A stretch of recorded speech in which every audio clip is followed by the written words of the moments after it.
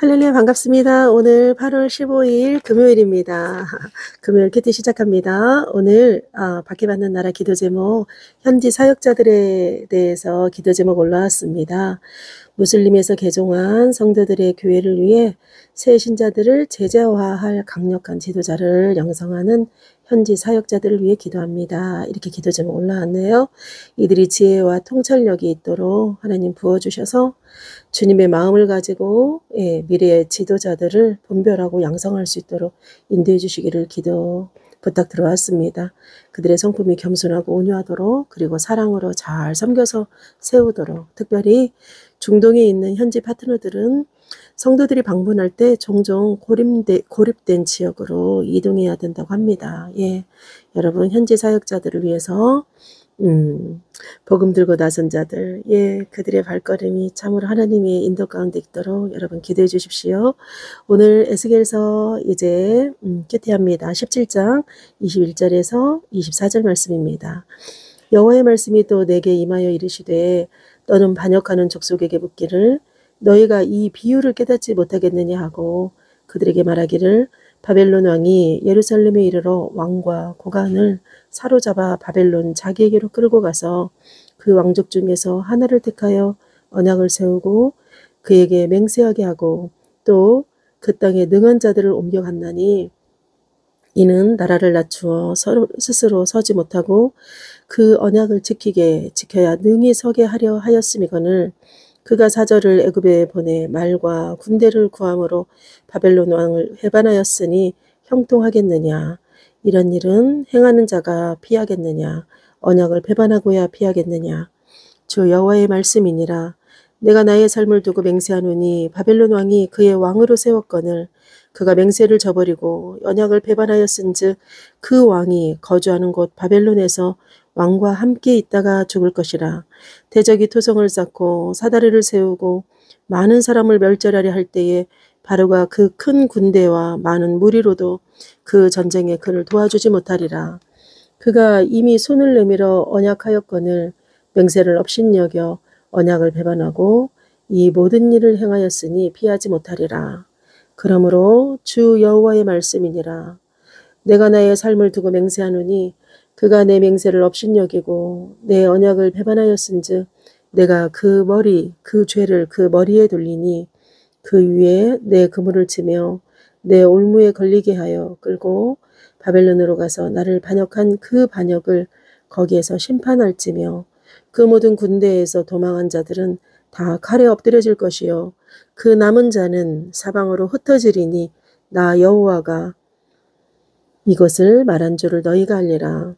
주 여호와께서 이같이 말씀하시되 내가 백향목 꼭대기에서 높은 가지를 꺾어다가 심으리라. 내가 그 높은 새 가지 끝에서 연한 가지를 꺾어 높고 우뚝 솟은 산에 심되 이스라엘 높은 산에 심으리니 그 가지가 무성하고 열매를 맺어서 아름다운 백향목이 될 것이요 각종 새가 그 아래에 깃들이며 그 가지 그늘에 살리라. 들의 모든 나무가 나 여호와는 높은 나무를 낮추고 낮은 나무를 높이며 푸른 나무를 말리고 마른 나무를 무성하게 하는 줄을 알리라. 나 여호와는 말하고 이루느니라 하라. 아멘. 오늘 말씀의 제목 포도가지로 정해봤습니다. 포도가지. 오늘 말씀의 주인공 보면 시드기야에 대해서 비유해서 나옵니다. 보면 정말 시드기야가 하나님이 바벨론을 들어서 문제가 많은 이스라엘 땅을 심판할 때 시드기야 왕을 세워서 사용하고자 하시죠. 그런데 정말 스스로 낮춰야 되는데 이 시드기야가 보면 그런데요 예레미야서 보면요 시드기야도 참 고민을 많이 한 그런 부분들이 보입니다.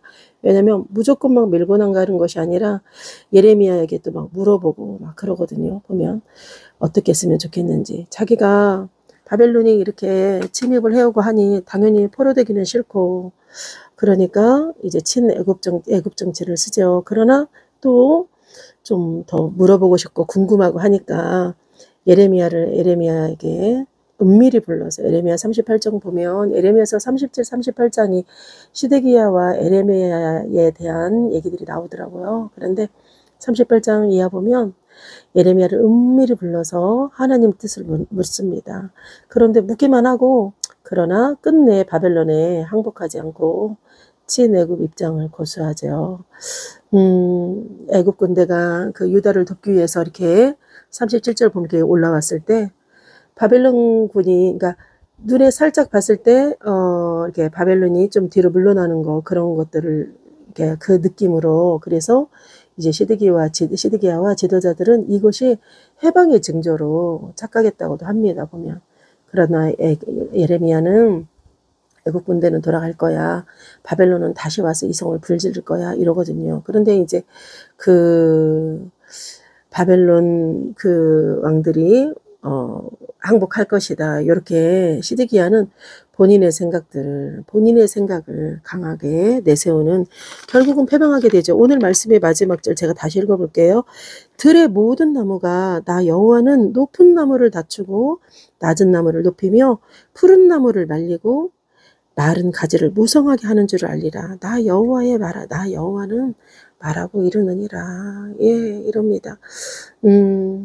정말 눈에 보이지 않는 하나님을 신뢰한다는 건 참 어렵습니다. 그런데 우리가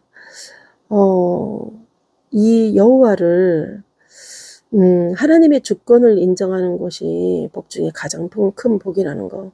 제가 오늘 그 찬양을 만들 때 제목 포도나무에서 가사 제가 한번 읽어드릴게요. 강한 독수리 날아와 높은 나무 꼭대기 꺾어가네. 언약을 맺었건만 마음은 다른 길로 향하네. 애굽의 그늘을 쫓다가 뿌리마저 메말라가네. 그러나 주께서 다시 심으시네. 높은 산 위에 푸른 가지 하나 모든 새들이 그 가지에 깃들이고 모든 민족이 그늘 아래 쉬리라. 예, 주께서 낮추시고 주께서 높이시네. 살아계신 주의 말씀과 같이 이럽니다. 우리 하나님 겸손한 자를 세우시고 교만한 자를 꺾으신다는 거. 예. 포도나무가 아니라 푸른 가지. 오늘 제가 말씀의 제목을 푸른 가지로 정해봤습니다. 여러분, 일반적으로 강한 자는 영원히 강하고 약한 자는 일어서기 힘들다고 생각합니다. 그러나 하나님은 언제든지 모든 것을 바꾸실 수 있는 분이죠. 하나님은 인간의 성공과 실패, 풍요와 궁핍을 주관하시면서 모든 것의 주인이심을 드러내십니다. 이럴 때 우리 성도는 어떤 태도를 갖춰야 하나? 우리 성도의 마땅한 태도는 첫 번째는 하나님의 주권 안에 자신을 겸손히 낮추는 거라는 거. 겸손은 하나님의 주권을 존중하고 인정하는 이들에게 발견할 수 있는 태도인 것입니다. 오늘 높은 가지, 높은 나무, 이건 교만을 말하는 거죠.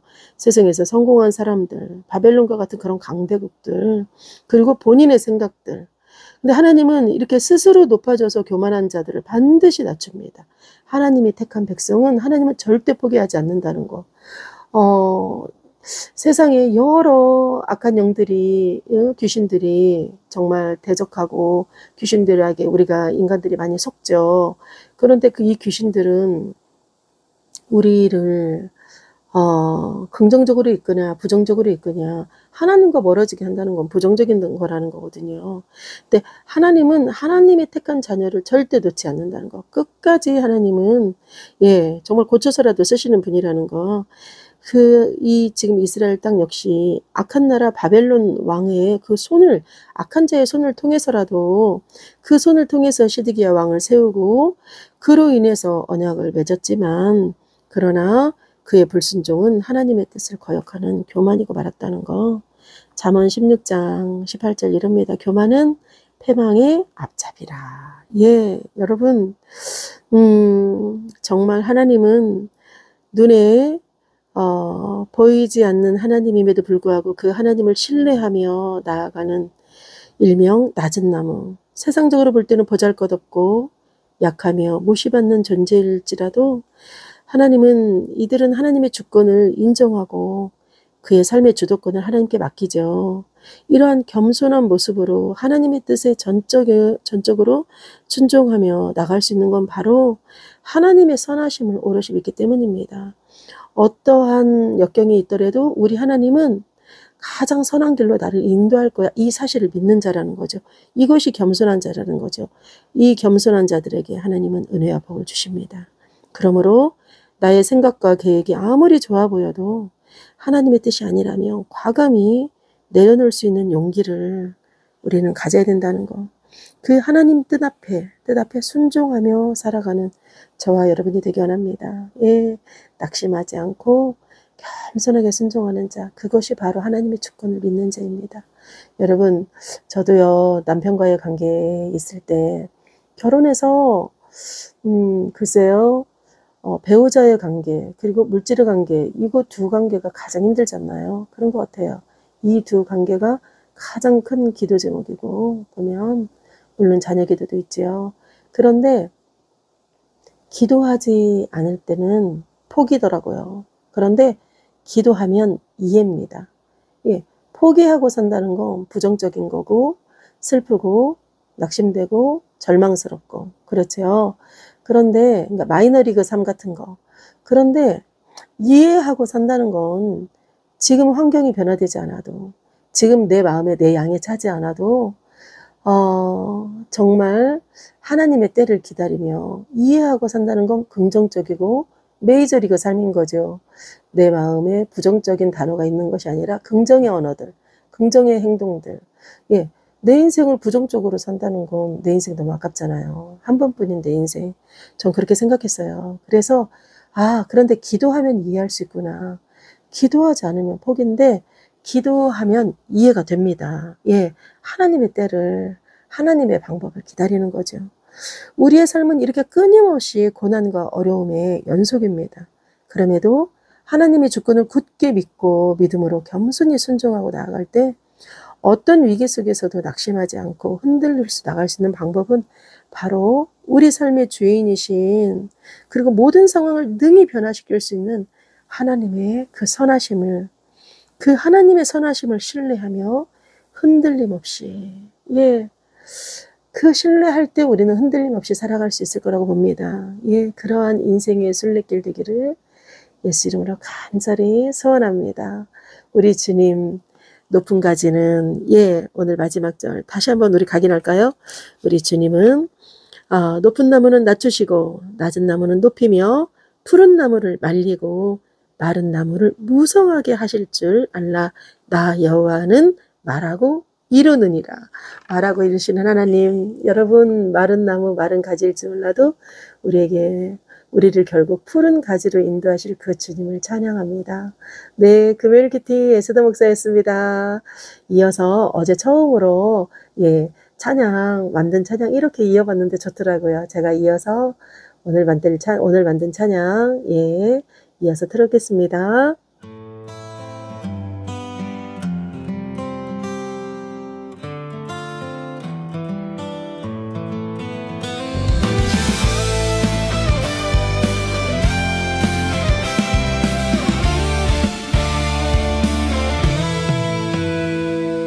강한 독수리 날아와 높은 나무 꼭대기 꺾어가네.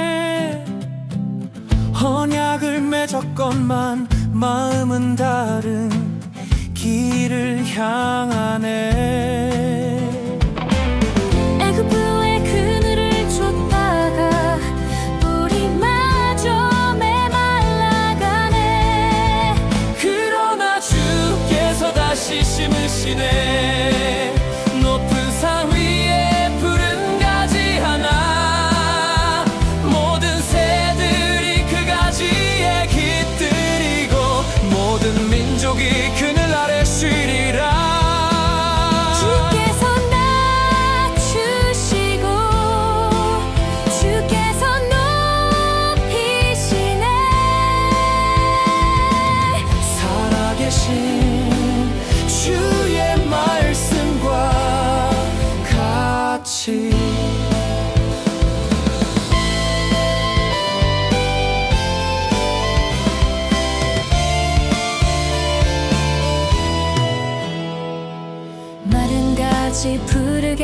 세우시고 푸른 가지 마르게 하시는 주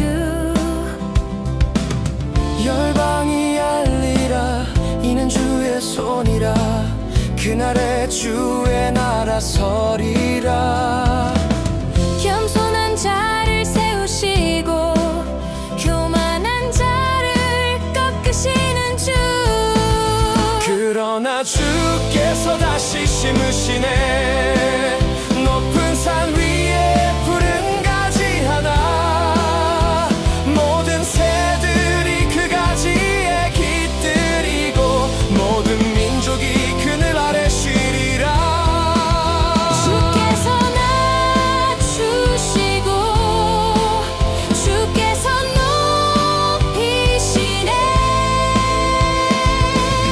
살아계신 주의 말씀과 같이 그러나 주께서 다시 심으시네 높은 산 위에 푸른 가지 하나 모든 새들이 그 가지에 깃들이고 모든 민족이 그늘 아래 쉬리라 주께서 낮추시고 주께서 높이시네